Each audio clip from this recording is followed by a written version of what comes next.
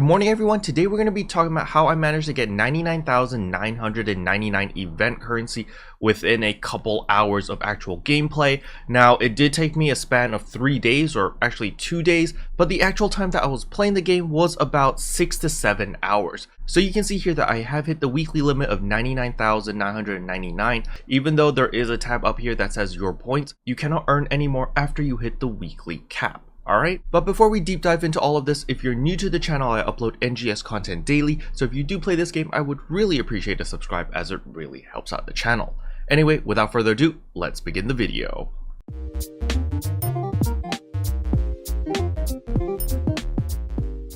So the first thing I want to talk about is what should we be buying with our seasonal points, since we do have a weekly cap of 99,000, right?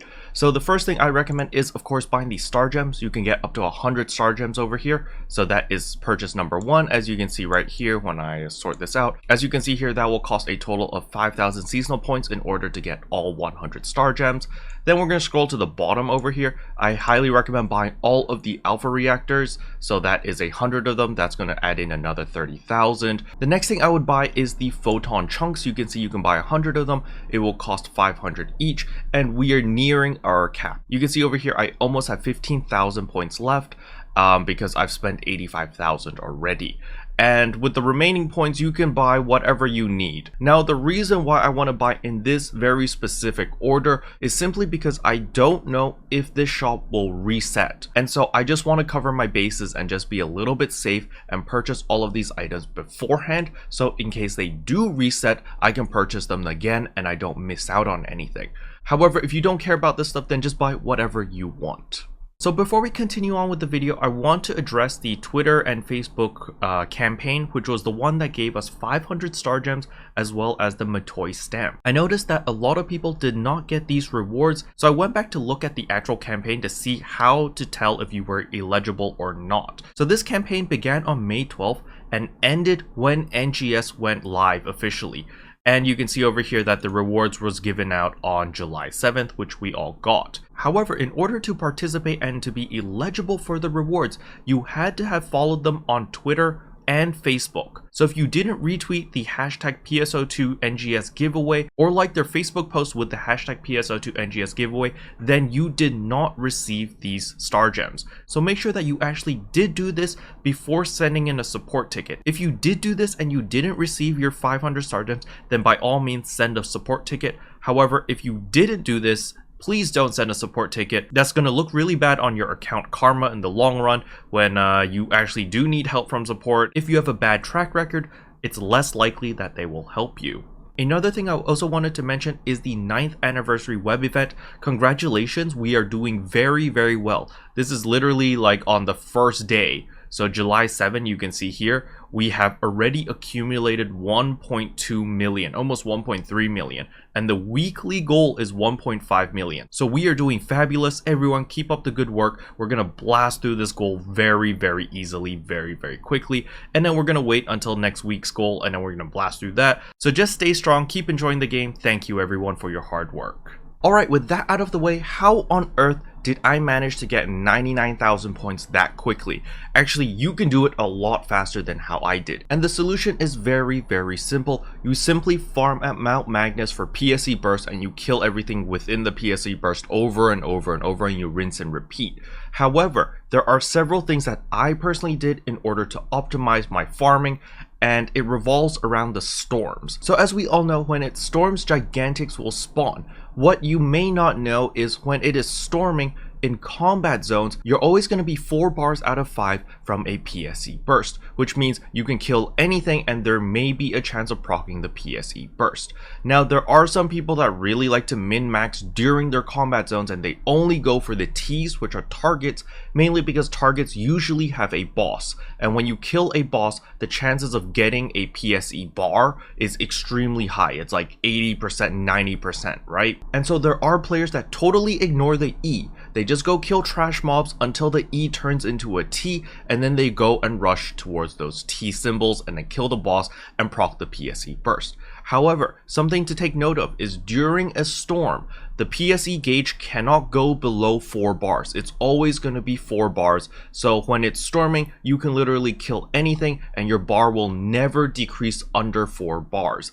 This includes right after a PSE burst. When a PSE burst concludes and it's still storming, it will remain at 4 bars, which means you can get back-to-back PSE bursts. And that's exactly what I did with my alliance. We literally grouped up together. We had 8 people in Mount Magnus. Well, technically we maybe had like 5 or 6, maybe not all 8.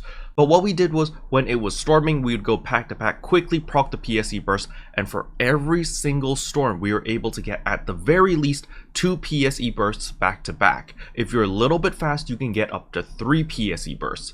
And the thing about PSE bursts is there's a bunch of mobs spawning in very close proximity, which means a lot of those seasonal guys will spawn and you're literally just massacring them. Another thing to keep note of is the faster you kill enemies, the longer the PSE burst will last. So remember, when the PSE burst gauge expires, then we get the PSE climax and the boss spawns and the mobs no longer spawn.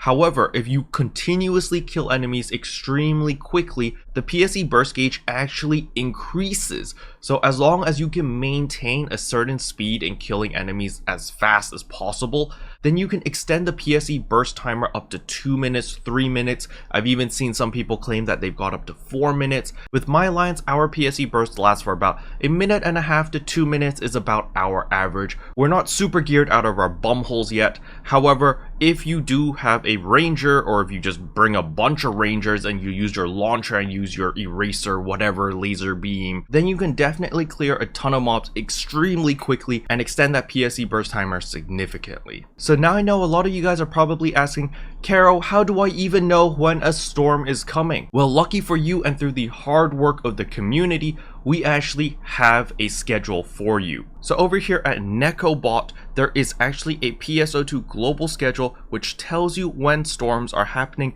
in real time. So Sega just made an announcement over here. In addition, we have confirmed a bug where weather changes do not occur completely random, so we will correct this as well.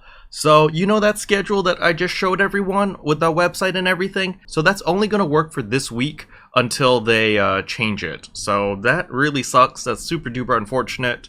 Which, yeah, dude, that sucks. Now don't worry if you are not at 1184 battle power, you can still farm for those event currencies at the rank 1 version of Mount Magnus as well, okay? So don't be too worried, don't think that, oh no, I need to rush to 1184 battle power now, immediately, blah blah blah. You can literally just farm at Mount Magnus rank 1, you get the same amount of event currency when you kill the mobs. So now we can flip the mentality, and that is, if you're a solo player and maybe you play a ranger, then you can go into a rank 1 Mount Magnus area and literally one-shot everything with the homing bullets.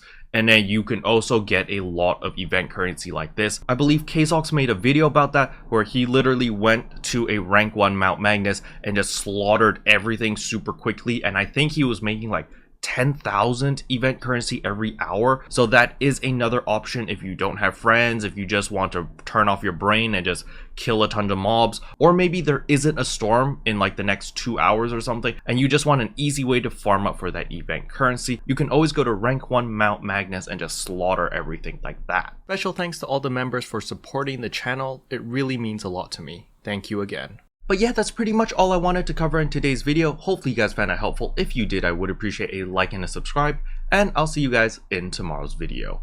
Bye! What can I say except you're welcome for the heals, the boosts, the